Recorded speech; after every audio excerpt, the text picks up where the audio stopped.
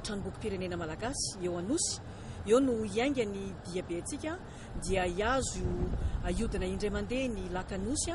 dia rehefa avy eo ifarana eo a Mahamasina. Izany etsika izany no ataontsika dia irahana amin'ny rehefa mety vondrom-behivavy rehetra zany tsy akanavaka nizanizy izy eto Madagascar dia niezaka ny hoavy daholo anatitosa izany adidy izany ary tsy vitany hoe ny vondrom-behivavy ihany fa eo ihany koa zany mba namarihana mihitsy ny tena fandriam-pahalemana no resahana dia miatrika antsika miaraka amintsika anatitosany adidiny ihany koa ireo mpanazava ireo tily vehivavy ihany koa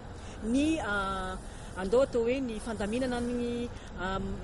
diatsika angambany dia hoe natokana ho an'ny vondron'ny vehivavy polisy ihany koa ireo zany no hitantsika mba miavaka mihitsy tsika mitindray mitoraka ity ny vehivavy daholo zany no andray anjara amin'ny fanatotosana an'izay